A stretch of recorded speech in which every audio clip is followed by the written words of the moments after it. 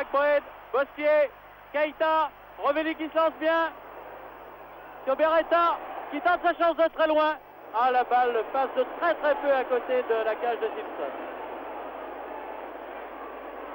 Il y a incontestablement, je laisse Mercier, là maintenant, un regain de cette équipe stéphanoise. Il y a un regain qui est basé justement sur une certaine vitesse de circulation du ballon et le désir peut-être de passer par les brèches qui d'ailleurs sont assez peu nombreuses dans cette défense groupée du Celtic, ou plutôt cette défense qui se regroupe, car ce qui a été le plus caractéristique dans cette deuxième mi-temps, c'est la puissance de cette équipe. Je reste sur mes positions de première mi-temps sur le plan de la construction. L'équipe de Saint-Étienne a plus essayé de construire que le Celtic, mais le Celtic c'est une machine extrêmement puissante qui essaie sans arrêt de pilonner. Attention, Beretta repart maintenant, marqué de très près par Wallace, touche en faveur de Saint-Étienne par Camerini. Herbin, Bostier, Jacquet, à qui il y a Durkovic en avant pour Rovelli, Rovelli devant Gemel, qui passe directement à Simpson.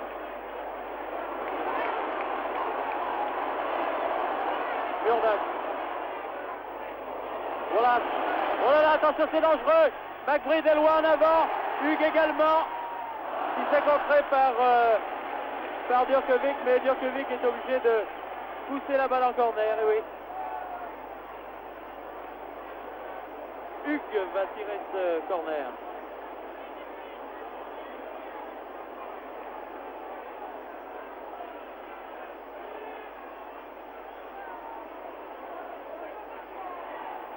Directement tête de Bossier, Gemel qui remet en direction de Hugues. Attention aux têtes. Ah oui, il y a une tête de McBride là. Alors que Chalmers cherche à charger Carnus. Beretta, Rogan loin en avant pour Chalmers. Bien marqué par Bossier. Bossier le dernier mot. Feu. Allez, feu. Rovelli. Contré encore par Brogan. Hugues. Qui passe Durkovic. Qui passe Jacquet. Et Durkovic est bien rendu. Durkovic mitorage. Jacquet. Keita est à l'affût. Rovelli se place. Ah, Rovelli contrôle mal cette balle, il la laisse à Brogan. Brogan Johnston, alors que Beretta revient. Camerini, Herbin. Ah, il y a beaucoup de monde dans le rond central là. Bossier, loin en avant, en direction de Keita, puis de Rovelli. Mais alors là, il y a une charge, disons une double charge de Keita sur McNeil et de McNeil sur Keita, parce que l'arbitre siffle en faveur de McNeil qui reste étendu sur le terrain, mais quand on se souvient des charges précédentes de McNeil sur Keita, on ne peut pas toujours lui donner raison.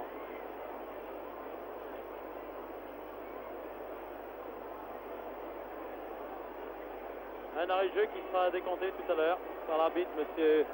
Sledek Valès, l'arbitre tchécoslovaque.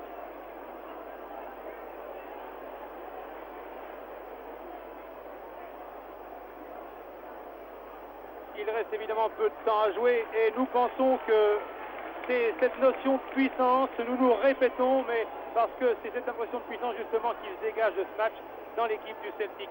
Et cette impression de puissance commence à partir de l'attaque, c'est-à-dire que l'attaque est capable non seulement de tenter de passer par la vitesse ou la puissance des déboulés, mais également à partir des moyens défensifs du Celtic de Glasgow.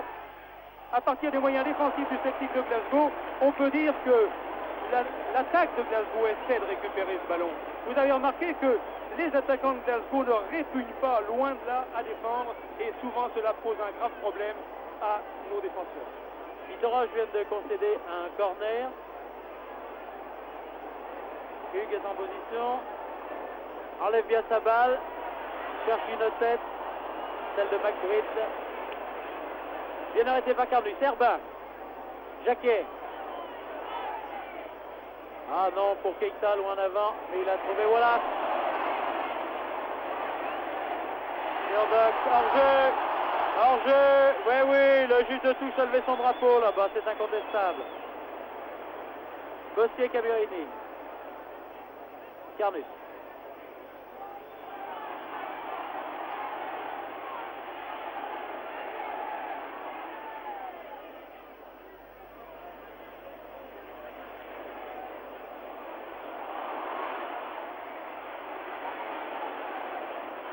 La balle est en touche.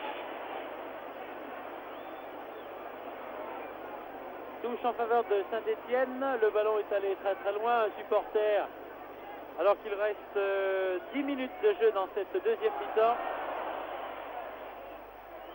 Mitorage.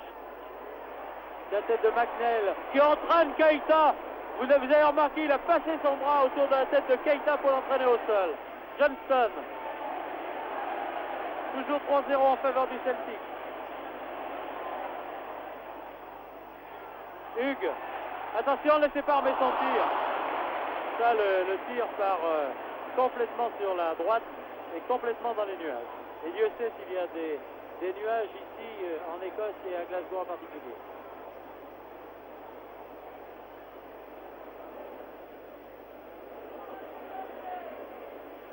« 9 minutes de jeu dans cette deuxième mi-temps. Toujours 3-0 pour le Celtic. Le Celtic de Glasgow qui, menant 3-0, est qualifié pour les huitièmes de finale. Mais il reste encore 9 minutes à jouer. Interception de Jacquet, Herbin. Herbin qui tient debout, il tient le choc. Jacquet pour Keita. Contrôle très très bien sa balle pour Beretta. Beretta, qui a voulu remettre sur Revelli.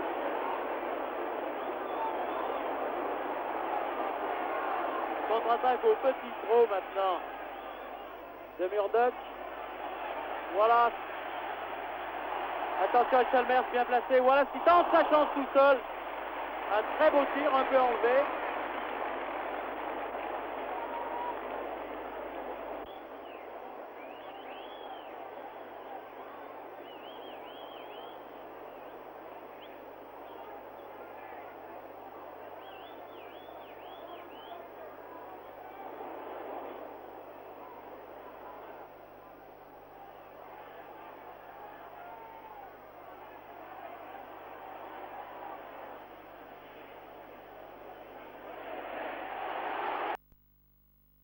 Chalmers devant Bossier. McBride s'est précipité, mais Carnus a devancé tout le monde. Camerini, Bossier. Carnus, Mito. Djokovic. Devant Feu, bousculé par Jemel. Coup franc. Djokovic, Mitorage. Djokovic. Il faut absolument que Saint-Étienne attaque là. Mitorage, Bossier. Tête de Brogan encore. Johnston. Johnston devant Camerini. Camerini concède une touche.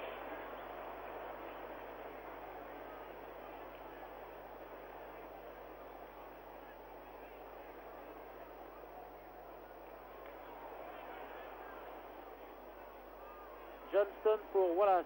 Johnston. Balle dégagée par la défense stéphanoise. Loin en avant d'ailleurs. C'est Brogan qui se précipite. Brogan qui couvre un terrain absolument considérable. McNeil. Brogan. Tête de Wallace. Tête de Craig maintenant. Craig. McBride. Herbin. Camerini. Johnson a le dernier mot. Non, c'est Robert Herbin.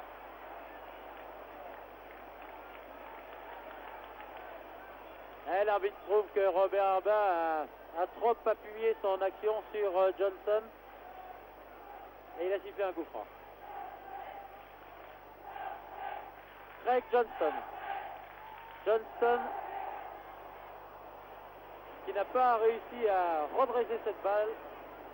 Et c'est un dégagement à 6 mètres maintenant pour Carnet. 5 minutes de jeu seulement avant la fin de ce match. Jacquet, Beretta, Brogan, attention devant McBride, devant Chalmers. Brogan encore. Ah non, il attendait Johnston. Mais Johnston était mal placé, était en retrait.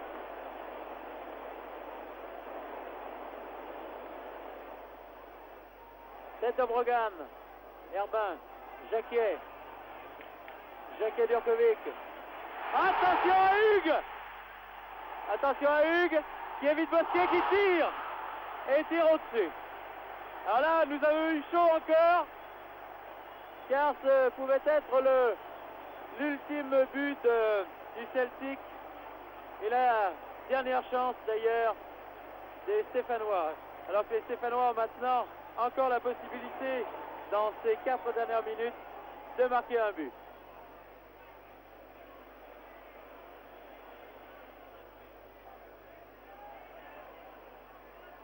Keita, loin en avant, et non, il y a une tête au passage de Brogan. Hugues, quel magnifique dribbleur que ce Hugues, arrêté par Djurkovic, non. Oh, Carnus, quel plongeon spectaculaire, audacieux. Herbin bousculé encore par Murdoch. C'est vraiment incroyable parce que là on peut quand même pas dire que c'est de la virilité ça. Non, ça va vraiment trop loin.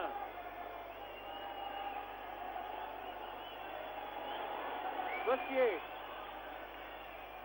Maxnel de la tête. Craig. Djurkovic, Mitterrand, vite.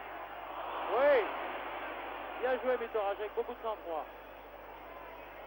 Maxnel qui arrive le premier sur la balle. Johnston.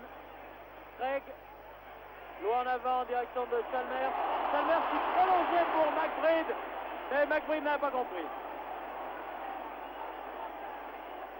Mitterrand. Encore Maxnel de la tête. Ah ça, il domine en ce moment Keita de la tête. Hugues, appuyé sur son aile par Jamal. Attention à Jamal qui a la balle maintenant d'ailleurs. Jamal qui sort, attention au tir. Oh là là là là.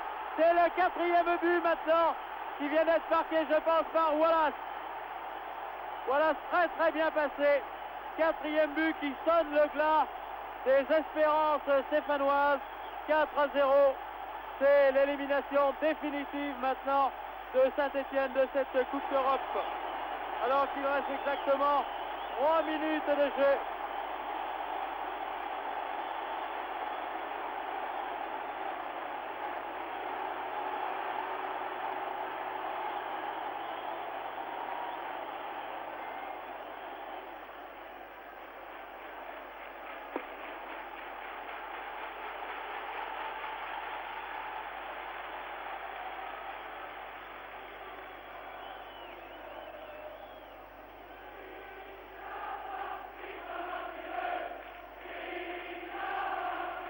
Deuxième mi-temps a vraiment révélé une fois de plus le style du football britannique. Et vous avez pu constater que c'est un harcèlement continu et que dans ce harcèlement continu, tant sur le plan défensif que sur le plan offensif, même les arrière-ailes, une fois de plus, un arrière-aile a apporté sa collaboration totale. Bien entendu, en première mi-temps, Saint-Étienne a tenté de construire et en deuxième mi-temps encore Saint-Étienne a tenté de construire. Mais là, nous avons peut-être montré que notre football français a besoin de se durcir au bon sens du terme ou tout au moins à gagner en vitesse d'exécution. Cette vitesse qui a quelquefois permis aux équipes françaises d'obtenir des résultats probants devant des équipes plus solides, plus puissantes, plus athlétiques, plus résistantes spécifiquement aussi, pouvons-nous dire, parce que dans toute cette deuxième mi-temps, il y a eu véritablement un harcèlement constant de l'équipe du Celtic. Et l'arbitre, monsieur Zelek Valdez, siffle la fin de ce match qui voit la victoire du Celtic de Glasgow par 4 buts à 0. Je voudrais vous rappeler que